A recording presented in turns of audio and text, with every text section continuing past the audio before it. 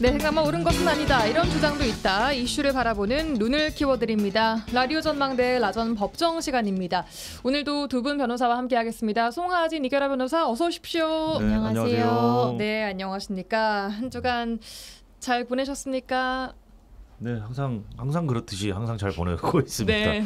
특별할 게 없는 하루인데 어제 깜짝 놀랐어요. 어제 비가 좀 내리고 나서 완전히 막 가을이 된 듯한 날씨에 아이고 뭐 지난주까지 덥다고 막 호들갑을 떨었던 제 자신이 또 좀 웃긴 것 같기도 하고 모릅니다. 또 이렇게 시원하다가 갑자기 또 다시 더워질지도. 그렇죠. 이제는 뭐 재단하기가 쉽지 않은데 어쨌든 하루 만에 네. 뭐 계절이 바뀐 것 같은 네. 느낌은 아마 많은 분들이 느끼셨을 것 같아요. 그렇습니다. 예. 감기 조심하셔야 될 것 같아요. 예. 이렇게 좀 계절이 바뀌는 시기에 좀 갑자기 좀 코도 막히는 것 같고. 저도 뭐 목도 아침에 좀 목이 좀 아프고 따끔한 같고. 것 네. 같은 괜히 그런 기분이 좀. 감기 조심하셔야 돼요. 그러게요. 네. 오늘 두 분은 오늘 의상 나비 모양으로 맞추신 건가요?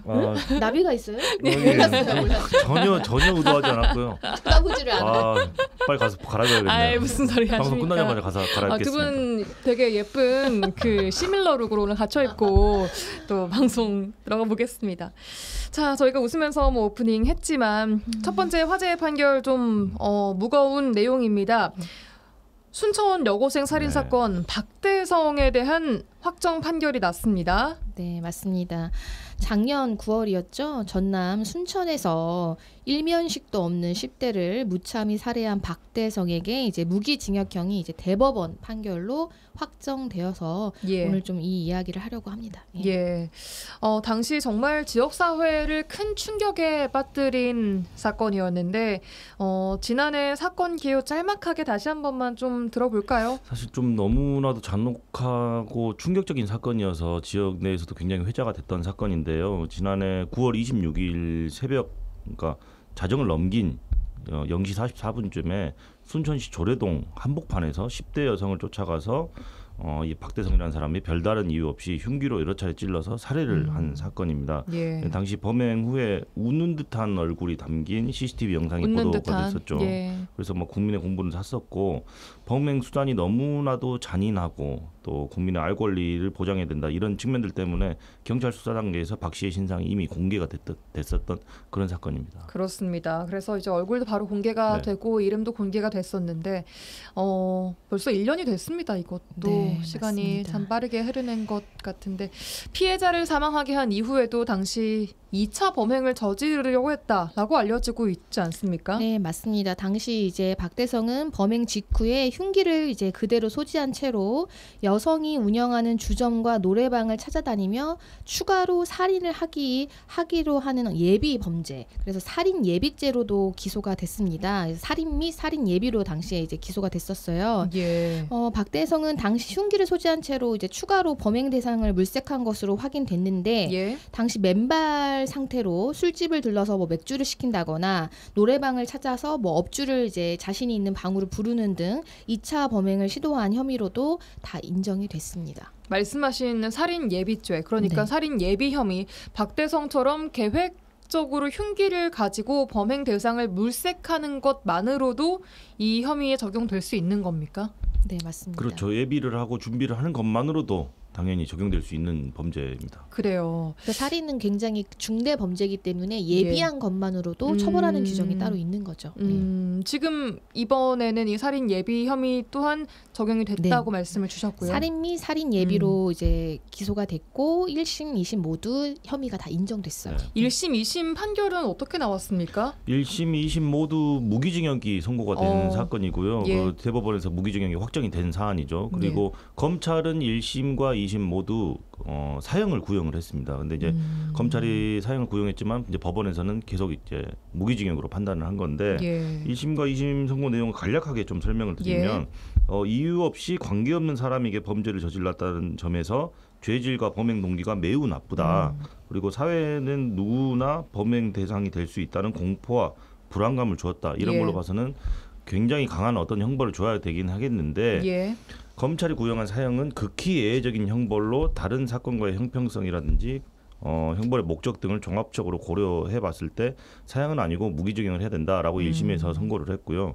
2심에서도 묻지마 범행으로 극단적인 인명 살해에 해당하므로 굉장히 강한 어떤 처벌의 필요성은 있지만 사형을 선고하지 않은 이유를 이렇게 이야기를 했어요. 그러니까 예. 사형 제도에 대한 사회적인 논의라든지 과거 사형이 선고됐던 다른 사건들과의 비교를 해봤을 때 이 사건의 사형을 선고할 필요성이 있다고 보기 어렵다라는 이유로 무기징역을 선고를 했고 대법원에서도 이것이 확정이 된 그런 사안입니다. 과거에 어떤 사례들이 뭐 사형 선고까지 갔었습니까? 네. 사형 이제 2심 판결에서 이제 상당 부분 이 사형을 고심을 했던 것 같아요. 왜냐하면 예. 좀 굉장히 충격적인 사건이었기 때문에 예. 그래서 이제는 특별히 좀 이런 부분에 대해서 좀 이유를 설시했는데 과거 사형이 선고됐던 15건의 사건들과 이 사건을 비교해 보면 예. 이런 사형이 선고된 사건들은 피해자가 다수이거나 그리고 치밀한 범행 계획이 있다거나 아니면 그게 살인뿐만 아니라 다른 중대 범죄와 결합되어 있거나 아니면 불특정 다수를 향한 범행이었다거나 이런 어떤 그런 점이 이 사건에서는 좀 인정이 되지가 않고 이제 2심에서는 뭐라고 얘기했냐면 이 사건이 모든 국민들의 공분을 사는 것은 알고 있다. 재판부도 잘 알고 있는데 계획적인 범행으로 보이지는 않는다. 그래서 이제 이 형량을 정할 때는 감정보다는 합리적인 이성에 따른 형별 균형이 필수적이다라는 이제 표현을 쓰면서 뭐 이제 굉장히 사형에 대해서도 고심을 했으나 이제 결국에는 이제 무기징역형으로 이제 2심도 유지를 한 것이죠. 예. 자, 그런데 이제 대법까지 갔다라는 것은 박대성이 항구를 계속 이어갔다라는 말인가요? 네, 맞습니다. 그렇습니다. 그러니까 이 박대성이 1심에서부터 무기징역을 선고를 받았잖아요. 근데 이걸 인정할 수 없다라고 항소를 했어요. 그래서 계속 심신미약 그리고 양형부당 나에게 내가 저지른 그 죄에 비해서 형벌이 너무 과하다라는 이유로 계속 항소를 해서 이제 대법원까지 가게 된 거고 검찰 역시도 사형을 해야 되는데 왜 저기 무기징역을 했느냐라고 해서 양형부당 이유로 검찰도 항소를 했던 그런 사건입니다. 그러니까 반대 이유로 네네. 네, 각각 맞습니다. 이제 양형이 약하다.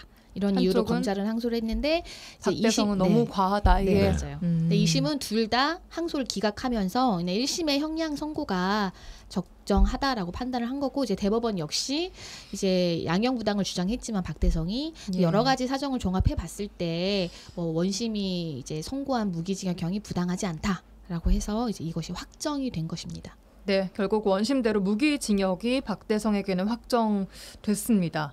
자, 이 사건 이후에 이제 이른바 묻지마 범죄 또 이상동기 범죄라고 하죠. 이런 범죄에 대한 경각심이 좀 크게 생긴 것 같아요. 원래 있었지만 조금 더 커졌던 것 같은데 맞아요. 관계 당국에서는 대처를 좀 어떻게 하고 있습니까?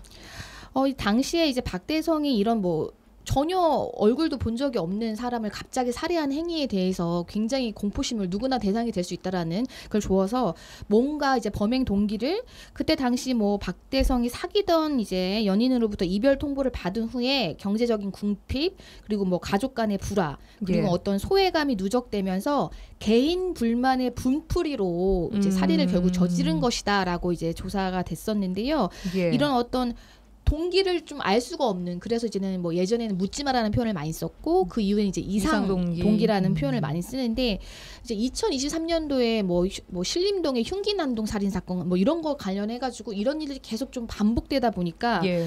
이 처벌을 따로 만들어야 되는 거 아니냐. 기존의 형법상 살인죄를 처벌하는 게 아니라 이런 이상동기 범죄들은 좀 더 처벌을 강화하는 뭐 어떤 특별법을 만들어야 된다라는 논의도 있었고 실제로 발의도 됐었는데 지난 21대 국회에서 모두 다 폐기가 된 것으로 이제 확인이 되고요. 예. 그래서 이게 뭐 처벌을 강화하는 것만이 능사가 아니다. 왜 이런 일이 계속 반복되는 것이냐라는 거에 뭐 어떤 근본적인 원인을 찾아야 된다. 이제 뭐 이제 어떤 또 그런 원론적인 얘기로 돌아갔었죠. 네. 그래요. 이 이상동기 범죄에 대한 처벌은 지금으로서는 따로는 네. 현행 특별법이 따로 있진 법률상 않아요. 특별한 다른 법률의 규정이 있는 것은 아니고 과거에 발의됐던 법률안들도 다 폐기가 돼서 현재로서는 특별한 법은 없습니다. 예. 두 분 개인적으로 어떻게 생각하십니까? 조금 더 강화돼야 된다고 생각하세요? 이상동기 범죄에 대해서? 일단 처벌을 규정을 만든다든지 이런 것만으로는 저는 예방이 되기는 어렵다고 봐요. 어쨌든 예. 처벌이라는 건 사후적인 조치잖아요. 예. 사실 예방을 하고 조기에 발견해서 적절한 조치를 하는 것이 중요하고 그래서 좀 중증 정신 질환자를 중심으로 해서 뭐 관리를 한다든지 이런 사람들을 아니면 예방을 한다든지 이런 정책적인 어떤 제도가 도입이 돼야지 좀 효과가 있을 것 같아요. 그러니까 처벌하는 조항을 아주 세게 만들어 놓는다고 능사는 아니라는 거죠. 그런데 뭐 이런 게 정신질환자를 대상으로 이거 약간 잠재적인 범죄자 취급을 한다 뭐 이런 맞아요. 말들도 분명히 나오고 사회적으로 막 네. 이게 합의를 하기가 또 쉽지 않을 것 같기도 하고 참 그렇죠. 어렵습니다. 쉽지는 이게. 않겠지만 예. 그런 대상자들을 관리하고 모니터링하는 어떤 최소한의 장치는 있어야 된다라는 거죠. 음. 왜냐하면 자꾸 이런 일이 발생하니까요. 근데 이제 모든 어떤 정신질환자들이 범죄를 일으키는 것이 아니고 또 박대성도 자기의 심신미약을 주장했지만 받아들여지지 않았어요. 그거는 예, 면피의 사유는 안 되는데요. 예. 이제 어떤 전문가는 이렇게 말해요. 사회가 현대 사회는 경제적으로는 풍요로워졌을지 모르지만 개인은 더 외롭고 고립이 된다는 거예요. 그래서 이게 꼭 정신질환으로 연결되는 게 아니라 그 고립된 개인이 어떤 분노를 계속 이렇게 쌓아가면서 그것이 이러한 식으로 표출이 되는 것이다라고 지적을 하는 그런 전문의의 이야기도 들어봤는데요. 예. 그러니까 이것이 이제 사회가 고민을 해야 된다는 거죠. 그러니까 뭐 중증 질환자만 관리를 하는 것이 아니라 국민의 정신 건강 뭐 이런 것들도 맞습니다. 예방을 해야 된다. 이제 그런 측면에서 뭐 처벌 강화와 이제 별개로 그런 얘기들이 이제 계속 나오고 있습니다. 예, 뭐 꾸준한 관심과 또 노력이 아마 가장 큰 예방의 첫걸음이지 않을까 싶은 생각이 듭니다. 자, 오늘 박대성 무기징역 확정 판결 여기까지 이야기해보고요. 광고 듣고 와서 주제 토크로 넘어가 보도록 하죠. 네, 수요일 나전법정 함께하고 계십니다. 송하진, 이결아 변호사 두 분 나와 계시고요. 오늘의 주제 토크. 자, 지난 4일에 이른바 덧센 특검법이 더불어민주당 주도로 국회 법사위를 통과했습니다. 12.3 비상계엄과 관련된 모든 내란 범죄 혐의 사건을 수사하기 위한 내란 특검법의 개정안에 대한 논의가 지속되고 있는데요. 윤 전 대통령 측에서는 위헌 법률 심판 제정을 신청을 했고요. 헌법재판소에 헌법소원 심판을 청구했습니다. 국민의힘 법사위원들도 헌재 덧센 특검법의 효력 금지 가처분을 신청을 했습니다. 관련해서 특별재판부 설치 이야기까지 나오고 있는 상황인데요. 여당 내부에서도 위헌 우려 나오고 있습니다. 자, 지금 제가 한 이야기만 해도 정말 복잡한 용어와 그렇습니다. 그 맥락들이 있습니다. 차근차근 오늘도 좀 쉽게 잘 풀어주시기를 바라면서 하나하나 만나보도록 하죠. 먼저 내란 특검법입니다. 12.3 비상계엄 선포로 인한 내란 범죄 혐의를 밝혀내기 위함이다. 그런 특검법이다. 뭐 이렇게 알고 있는데 구체적으로 이 내란 특검법이 만들어진 목적부터 좀 볼까요? 우선 이 내란 특검법이라고들 많이 이제 부르잖아요. 예. 이게 전체 법률의 내용 아니까 이름은 너무 길어요. 좀 한번 설명드리면 예. 윤석열 전 대통령 등에 의한 내란 외환 행위의 진상 규명을 위한 특별검사 임명 등에 관한 법률입니다. 그래서 이제 너무 기니까 우리가 줄여서 내란 특검법이라고 하고요. 예. 2024년 12월 3일에 우리 모든 국민이 다 알고 있다시피 그 윤석열 정부가 선포한 위헌 위법한 비상계엄과 그 과정에서 발생한 각종 범죄, 뭐 예를 들자면 국회 봉쇄라든지 표결 방해, 불법 체포 감금, 그리고 선관위 언론사 점거 이런 사건들을 전면적으로 규명을 해야 된다는 국민적 요구가 있었잖아요. 예. 그래서 기존에 있었던 검찰이나 경찰 이런 조직만으로는 공정성, 수사라든지 이런 것에 의문이 제기될 수 있기 때문에 예. 국회가 독립적으로 특검을 설치하는 방식으로 대응하고자 해서 만들어진 법률입니다. 예. 전반적인 내용도 좀 보겠습니다. 어떤 내용 담고 있습니까? 크게 이제 두 가지 축으로 말씀드릴 수 있을 것 같은데 일단은 수사 대상입니다.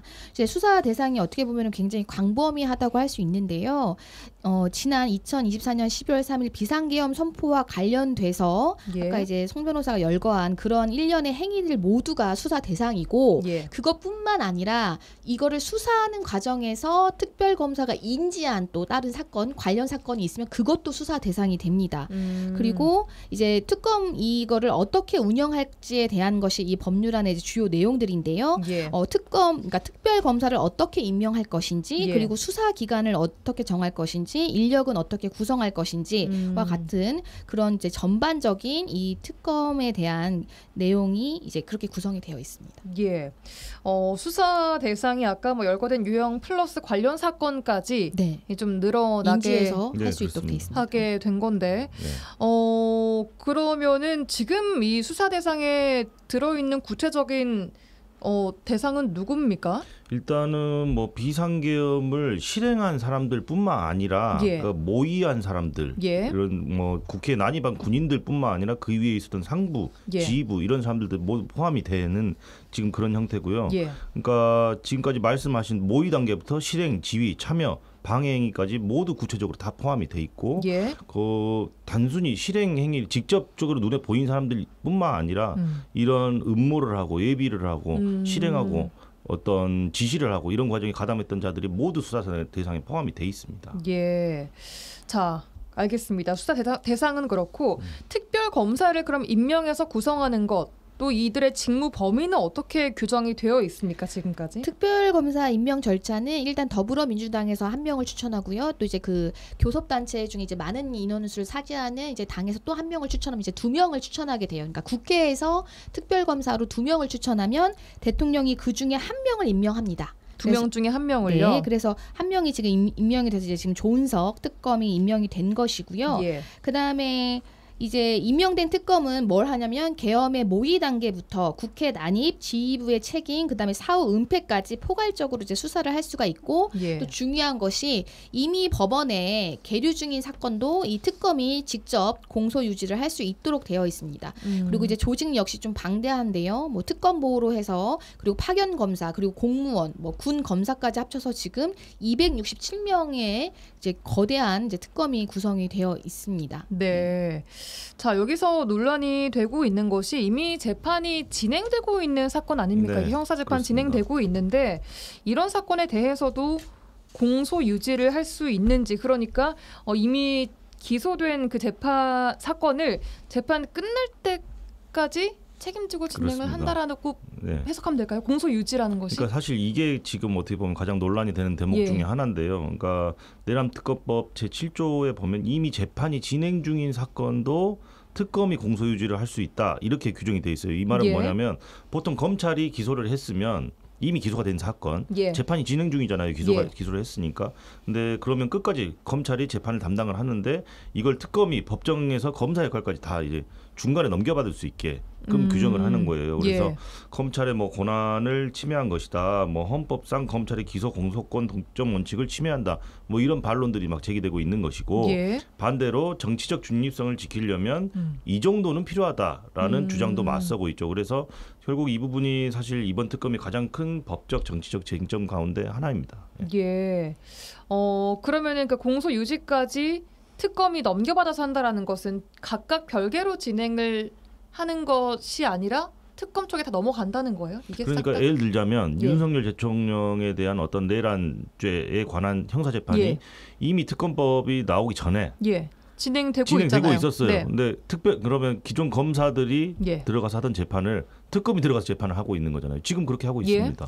특히 이제 법조문에 이첩을 요구할 수 있는 권리가 있고 만약에 그런 요구를 받으면 넘겨야 돼요. 그렇기 때문에 지금 이제 윤석열 이제 전 대통령 측에서는 이러한 특검법 자체가 뭐 수사 권한도 없고 뭐 기소 권한도 없는데 이렇게 이제 부당하게 재판을 한다고 하면서 이제 계속 재판에도 안 나오고 이제 그런 네. 행위를 하고 있는 거죠. 그래서 이 부분이 지금 좀 논란이 되고 있는 부분이고, 자, 그렇다면 그 다음 이제 특검의 인력 보강이나 수사기간 연장과 관련된 부분은 어떻게 규정되고 있습니까? 내란 특검법에? 지금 이제 내란 특검은 역대 뭐 특검 중에 좀 최대 규모라고 이제 예. 아까 말씀드린 대로 검사 60명을 포함해서 총 267명으로 구성된 것으로 알려져 있고요. 예. 수사 기간은 이제 구성하는데 일단 준비 기간을 20일을 보장을 하고 있어요, 법에서. 예. 그리고 또 법에서는 90일 이내에 기소를 하도록 돼 있어요. 그래서 기본적으로 수사할 수 있는 기간이 90일, 세 달을 주는데요. 예. 여기에 이제 한 차례 연장을 해서 30일 연장할 수 있고 또 한 번 더 대통령의 허가를 받아서 승인을 받아서 30일을 연장하면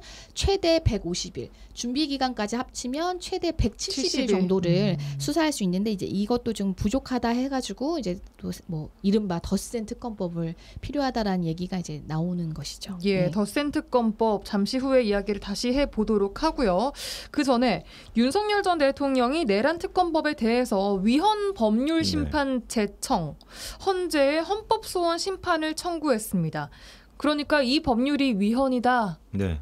라고 이 제청을 한 건가요? 그렇습니다. 반헌법적인 법률이다. 이것은 다 무효다. 이런 취지의 주장인데 예. 크게 좀 살펴보면 세 가지 측면에서 지금 문제를 삼고 있어요. 첫 번째로는 재판이 이미 진행 중인 사건을 특검이 공소유지까지 맞도록 한 것은 검찰의 권한을 침해하는 위헌적인 조항이다. 예. 그리고 두 번째로 특검을 추천하거나 임명하는 구조가 권력 분립의 원칙을 해한다. 그러니까 행정부의 권한을 침해하고 삼권 분립 원칙에 반한다라는 그러니까 대통령이 한 명 임명하고 하는 그렇습니다. 것이 예. 그리고 마지막으로는 본인에게는 방어권과 공정한 재판을 받을 권리를 침해한다. 그러니까 예를 들자면 검찰 권한 침해, 그리고 권력 분립 원칙 위반, 그리고 피고인의 기본권 침해, 이렇게 세 가지 측면에서 지금 위헌이라고 주장을 하고 있습니다. 그래서 유연 법률 심판을 제청했다는 건 뭐냐면 예. 지금 특검법에 의해서 나에 대한 재판이 지금 이제 특검에 의해서 공소가 유지되고 있는데 예. 그 적용되고 있는 이 법률 자체가 문제가 있기 때문에 예.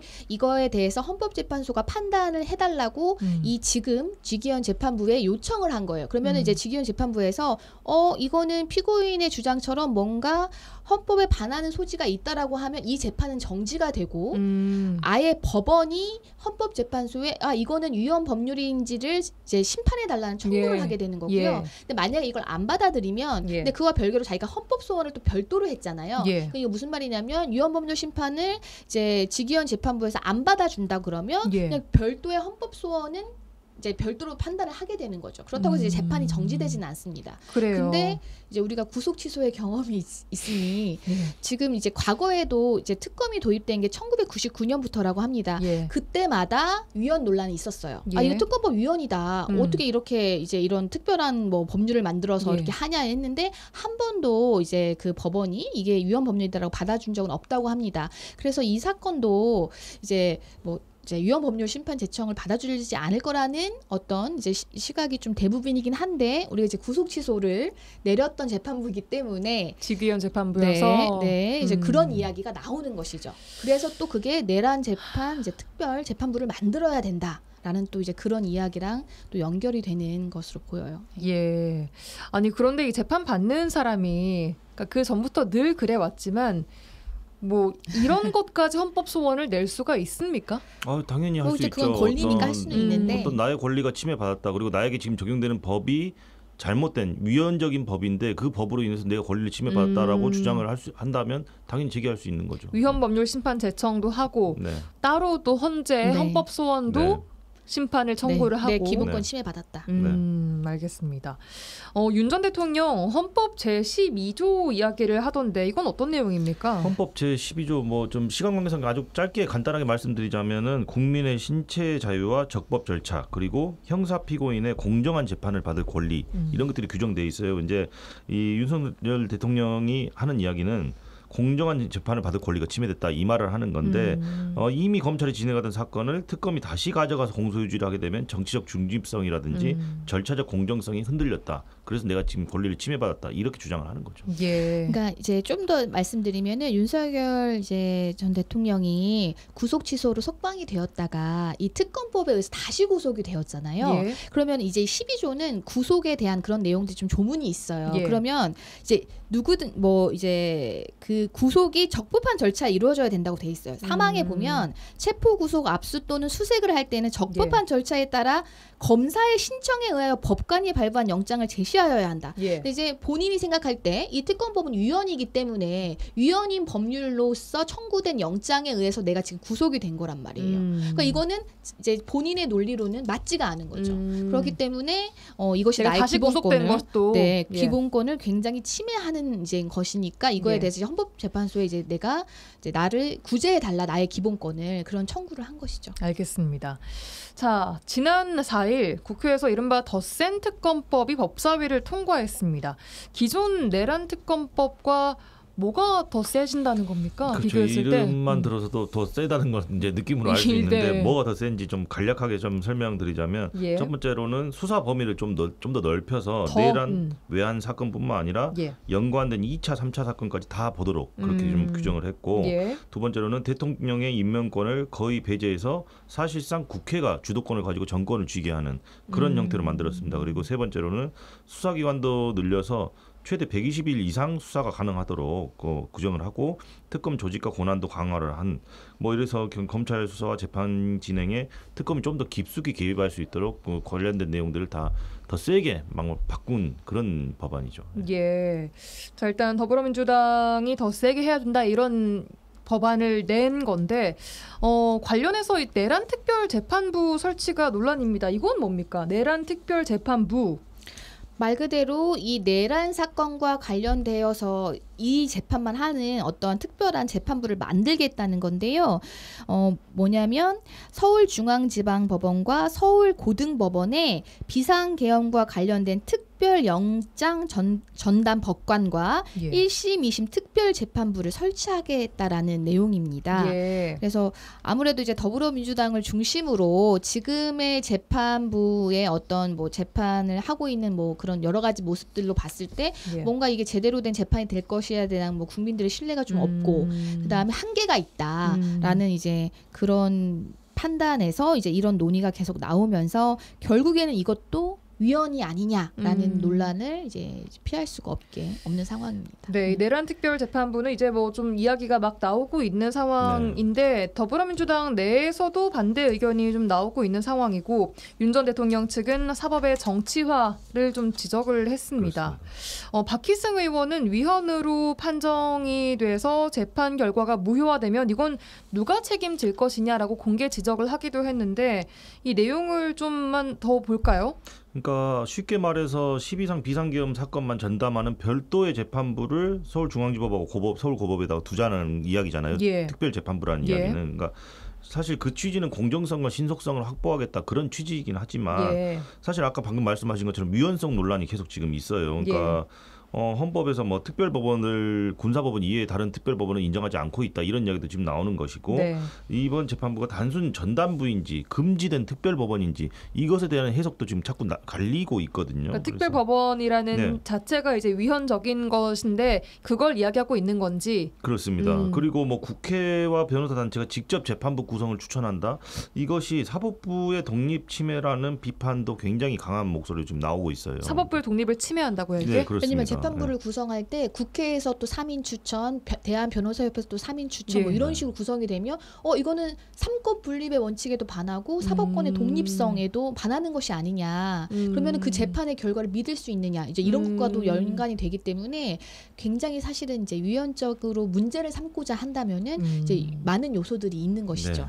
두 분은 이 내란 특별 재판부 설치 어떻게 좀 보셨습니까? 일단 뭐 제 의견은 그래요. 그러니까 설치하려는 그 취지 자체는 공감을 합니다. 그러니까 사건이 워낙 크고 복잡하니까 뭐 전담 재판부를 두자 그런 취지 자체는 이해가 되는데 헌법에서 지금 아까 말씀드렸던 바와 같이 특별법원 설치는 지금 금지를 하고 있고 이게 지금 단순한 전담부인지 아니면 사실상 특별법원에 해당하는지 이런 쟁점들이 명확하게 지금 해소가 안 돼 있고 그래서 지금 사실 공정한 재판, 신속한 재판이라는 어떤 가치도 있고 또 헌법이라는 어떤 중요한 가치가 있잖아요. 그래서 이 사이에서 뭔가 균형을 찾아야 되고 지금 결국에는 헌재라든지 어떤 사회적으로 어떤 최종 판단이 어떻게 이루어지는지 좀 지켜봐야 될 그런 시점 아닌가 그렇게 생각합니다. 예, 알겠습니다. 자, 오늘 내란 특검법과 또 더 센 특검법 이야기를 해봤는데 일단 더 센 특검법은 법사위는 통과를 했지만 본회의에 아직 통과 여부가 남아있고 또 국민의힘 의원들은 효력 정지 가처분을 현재 신청을 해놓은 상태여서 어떻게 될지는